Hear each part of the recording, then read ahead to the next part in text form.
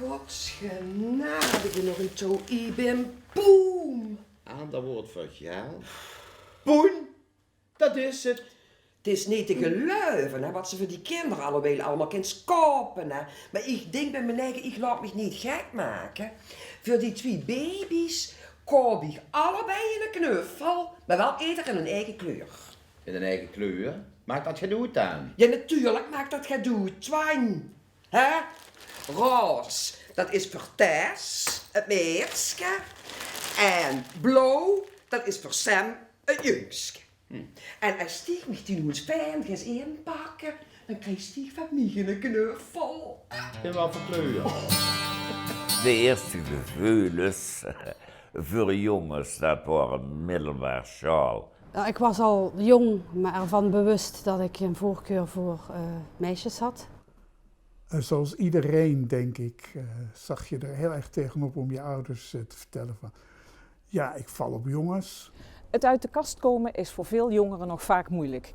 Maar het grote taboe rondom homoseksuele liefde is de afgelopen decennia veel kleiner geworden. Dat is niet zonder slag of stoot gegaan, want we herinneren ons misschien nog wel hoe een kleine 40 jaar geleden tijdens de eerste Roze Zaterdag in Roermond homo's in opstand kwamen tegen de onbuigzame en oerconservatieve houding van de katholieke kerk ten opzichte van homoseksualiteit. Vandaag de dag hebben homo's en lesbiennes veel meer een volwaardige plek in onze samenleving. Hun rechten en plichten zijn in de wetgeving sterk verankerd, net zoals dat ook voor hetero's het geval is. Groot Verijn vroeg aan een aantal van hun hoe zij terugkijken op hun jongere jaren en hoe ze nu in het leven staan. Thij Dols is 76 jaar en bij veel Limburgers bekend als leraar Frans en als lid van de cabaretgroep Rommedoe. Ja, de eerste gevoelens voor jongens, dat waren middelbaar sjaal. Maar ja, het was eigenlijk zo taboe dat men dat verdrong in den tijd. Hè. Maar het wordt absoluut doodgezwegen. In Utrecht ben ik Frans gaan studeren en dat was de periode van de autoriteitscrisis. Begin 60er jaren, pastoor had niks meer te zeggen en de lieren hadden niks meer te zeggen. En toen begon langzaam ook de emancipatie van de homo's. Maar het was in Utrecht nog niet aan de orde, althans voor mij.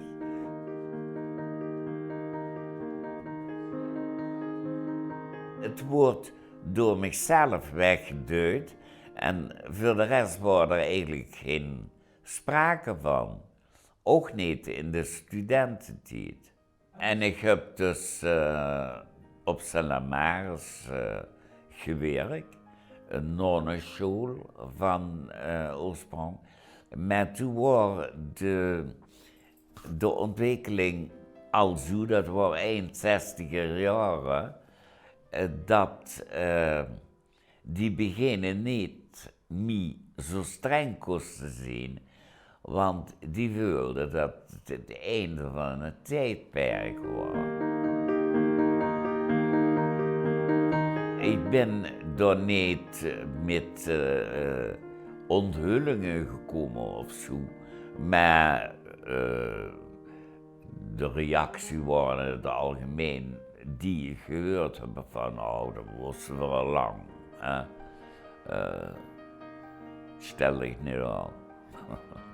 Het ging eigenlijk van alleen dat uit de kast komen. Soepel eigenlijk. Dus ja, zo herinner ik me dat. Ik woon nu in een verzorgingshuis. En ja, het homo zien, dat is helemaal niet aan de orde. Althans, dat heb ik helemaal niet gemerkt. Dus dat is gepunt. Hey. Nou, ik was al jong, maar ervan bewust dat ik een voorkeur voor meisjes had. En eigenlijk, ik geloof dat ik uit de kast kwam toen ik 17 was. Eigenlijk ging dat per ongeluk. Mijn ouders kwamen er per ongeluk achter. Door middel van een brief die ik gekregen had van een penvriendin. Mijn moeder is toen naar haar moeder gegaan. Helemaal in paniek. En ja, mijn oma zei, waar maak jij je eigenlijk druk om? Er is toch helemaal niks aan de hand? En dat heeft mijn moeder ontzettend geholpen toen. Ik ben 2 keer getrouwd geweest, met een man natuurlijk. Met mijn laatste man heb ik 3 kinderen gekregen. En toen werd ik verliefd op mijn vrouw. Voor mijn kinderen was het moeilijk, want ze moesten en een scheiding verwerken. En daarnaast ook nog een andere keuze, wat ik merkte. En dat is in de beginjaren was dat heel moeilijk.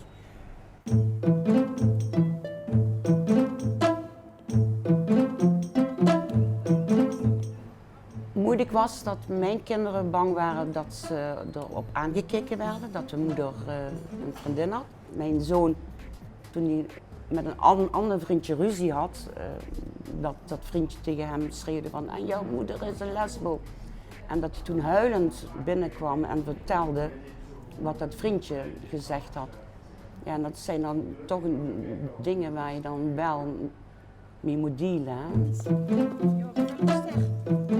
Maar nu gaat dat hartstikke fijn en al jaren trouwens hoor.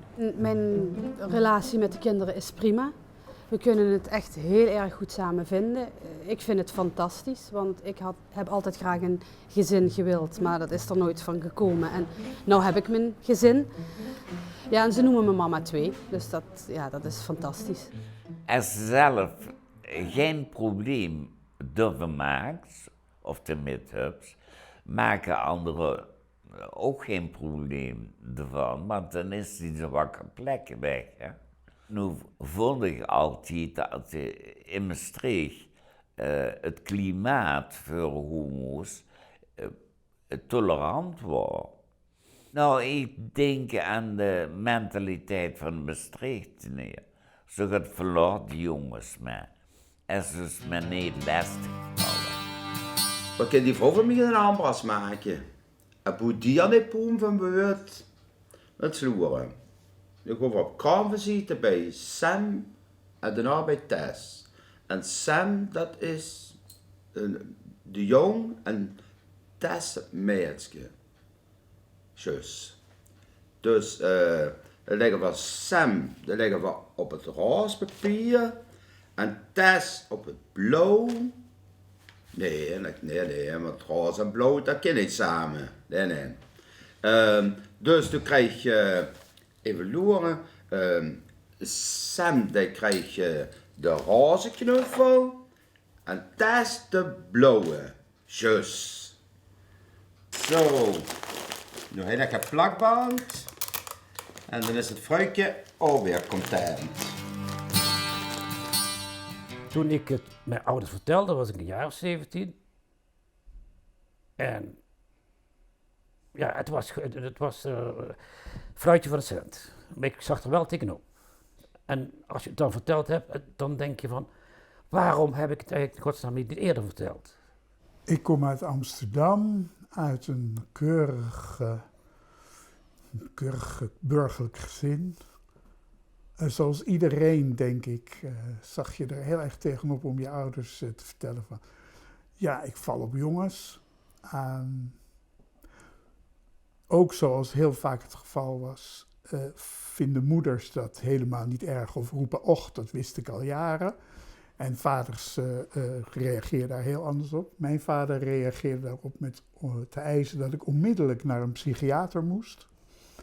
En uiteindelijk ook bij beter was dat ik het huis uit ging. Ik ben na mijn diensttijd geschiedenis gaan studeren in Utrecht. Dat had ik ook gedaan als ik hetero was geweest, denk ik. Ik denk dat het je relatie als 2 mannen is echt een makkelijkere relatie dan een man-vrouw relatie. Er hoeft niets bewezen te worden, je hoeft je niet te bewijzen ten opzichte van de ander. Er zijn wel rolpatronen, maar andere soort rolpatronen. Niet de maatschappelijke rolpatronen, die zijn er niet. Noem het vader. Ja, dan moet je die dingen alleen doen. Oh ja, natuurlijk moet ik dat doen. Dat is waar ook.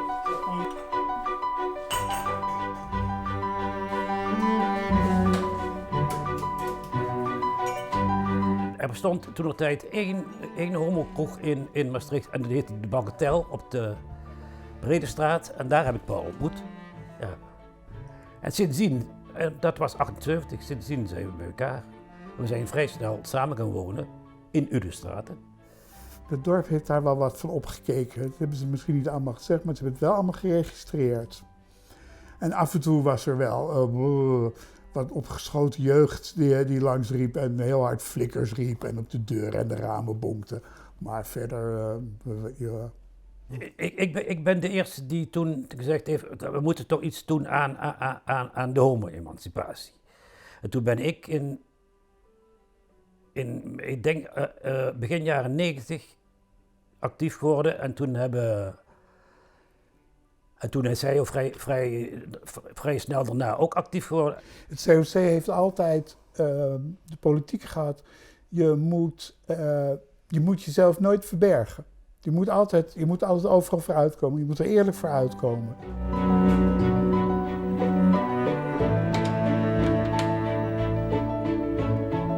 Niets was wettelijk geregeld en dat is allemaal sinds die tijd is dat wel gebeurd. En dat is voor een groot gedeelte dus wel te danken aan het COC en vooral ook de vrijwilligers van het COC die dat allemaal gedaan hebben. Ik denk dat jongeren het nog altijd moeilijk hebben. Dat doet het COC trouwens erg goed werk in. Dat kunnen we omdat het in een groep jongeren is de homo-groep toch altijd de minderheidsgroep. COC Limburg doet een aantal activiteiten waarvan ik toch wel vind dat ze heel belangrijk zijn. Bijvoorbeeld het Veilige Scholenproject, waar mensen van het COC gaan dan naar scholen toe om voorlichting te geven over diversiteit, homoseksualiteit en dergelijke. Er worden ook leuke dingen georganiseerd, feesten, we hebben een eigen café, Café Rosé. En Linda en ik doen daar ook vrijwilligerswerk. En wij organiseren de 40-plus middag, dat is de laatste zondag van de maand. Organiseren wij een middag voor de oudere homo- en lesbiennes. De maatschappij is wel toleranter naar homoseksualiteit, zeker weten. Maar de strijd is nog niet gestreden. Je merkt toch dat in bepaalde situaties mensen het toch nog altijd moeilijk vinden om uit de kast te komen. Nou, tolerantie is vaak een dun laagje. Ja. We hebben daar ook nooit over hoeven zwijgen. Nee. Het enige is dat ik wel eens reis voor mijn werk. En ja, als je naar andere landen gaat, moet je soms wat voorzichtiger zijn. Maar dat weet je dan en dat vind ik ook helemaal geen punt. Maar hier is het echt geen enkel probleem. Ja, ik heb het er nooit over, maar als het me echt heel expliciet gevraagd wordt, dan denk ik dat ik biseksueel ben. Ik ben nou dan lesbisch, want ik ben getrouwd met een vrouw, maar ik ben gewoon ik klaar en ik wil er eigenlijk helemaal geen plaatje aan plakken. Ik ben toevallig verliefd geworden op een vrouw, is een mens, dus ik vind het goed zo. Wat men dan nu tegenwoordig coming out noemt, uit de kast komen. Het punt is, het vervelende daaraan is namelijk, dat moet je elke keer weer doen. Hè? Dat is niet één keer, dat moet je voortdurend doen. Ik bedoel, elke keer als je weer ergens komt, je leert nieuwe mensen kennen, je komt op een nieuwe omgeving, nieuw werk of wat dan ook. Elke keer moet je weer roepen, hallo, ik ben Paul en ik ben ook nog homoseksueel. En in een kroeg werken is de beste inburgeringscursus in Maastricht die er is. En wij stonden samen achter de bar en dat vond ook iedereen heel gewoon. En iedereen wist ook, ja, dat zijn twee jongens die wonen samen. En ja. Komen nu af en toe nog mensen tegen uit die tijd en die roepen dan, God, zijn jullie nog steeds bij elkaar? En die zeggen Hans tegen mij en Paul tegen mij. Ja. Ik geloof niet dat ik een ander leven gehad zou willen hebben. En dat leven wat ik geleid heb, dat is afhankelijk van de tijd en van de omstandigheden. En van het karakter. Beppig. Ach kind, ach nou ik niet koelijk dat ik niet op kraamvisite ben gekomen. Maar ben slots van kite. Nee, en ik wou dat merken zelf had ik niet aansteken. Wat zegt ze? Ja, Twan heeft zich goed geamuseerd, hoor. Ja, dan had er nou ook nog een kraamvisite bij dat klein van zijn nichtje, hè. En die kwam toe met de muisjes, de blauwe en de roze, van onder tot boven. Wat zegt ze mich nu? Er heeft Sam een roze knuffel gegeven. Dat is weer typisch het verruimen. Dat geeft ze roze toch niet aan jongens. Kind, kent ze ruilen nu, ik sneeuw me kapot. Dat vindt ze roosjes leuk. Ja, maar dat is toch niks voor jongens? Oh, dat vindt ze dat vanmiddag een titie met gegaan. Ach ja, zo zien weer, hè. Ja, kind, niks te danken, uur.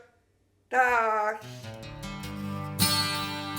Als ik nu jong zou zien, dan kan ik me voorstellen dat ik nog een relatie gezocht zou hebben en getrouwd zou zien en kinderen adopteren. Maar ja, daar kan ik eigenlijk niet veel over zeggen, want ik ben nu niet jong. Hè? Dus de omstandigheden zijn gunstiger voor zo'n nieuwe situatie eigenlijk. Maar misschien ben ik ook de eeuwige vrijgezel, dat kent ook. Hè? Onze gasten hebben hun homoseksualiteit dus een goede plek weten te geven in hun leven. Maar voor veel, vaak oudere homoseksuelen, is dat niet zo vanzelfsprekend. Ze voelen zich toch, ook in deze tolerantere tijd, soms geïsoleerd, omdat ze weinig contacten hebben. Het COC doet daar wat aan. Ga daarom naar onze site www.gootverein.nl.